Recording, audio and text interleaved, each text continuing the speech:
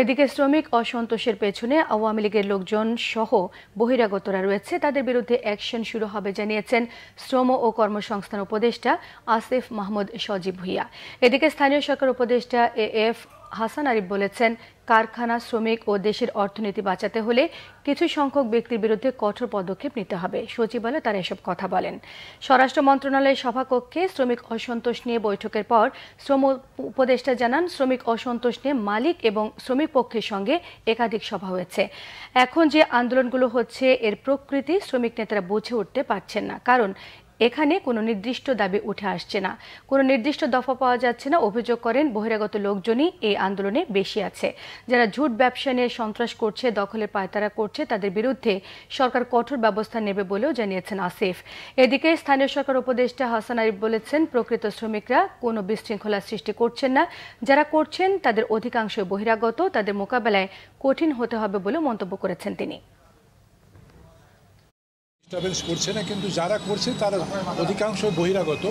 ওদেরকে কিভাবে মোকাবিলা করা যায় এবং তার জন্য আমাদের একটু টাফ হতে হবে, আমাদের একটু শক্ত হতে হবে। আমরা সবসময় মনে রেখেছি যে সরকার কোনো সময় তার নিজের নাগরিকের বিরুদ্ধে ফোর্স ব্যবহার করে না, এটা স্বাভাবিক, ফোর্স ব্যবহার করে না।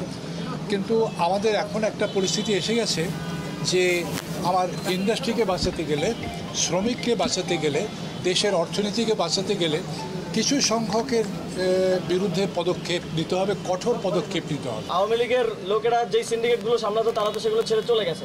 এখন যারা দখলের পায়তারা করছে এবং এসে সেখানে সন্ত্রাস করছে তাদেরকে, এবং যারা বহিরাগত আছে তাদের বিরুদ্ধে সরকার কঠোর ব্যবস্থা নেবে, এটা গতকালকে আমরা বলেছি।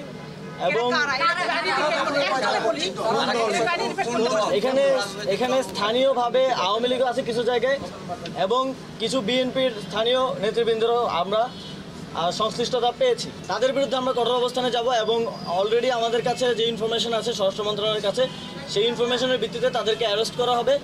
এবং যেই জনদুর্ভোগ সেখানে তৈরি হয়েছে, সেই জনদুর্ভোগ আপনারা জানেন, এটা হচ্ছে আমাদের আইনেই আছে, জনদুর্ভোগ সৃষ্টি করলে সেটার জন্য পুলিশ ক্যান টেক অ্যাকশন।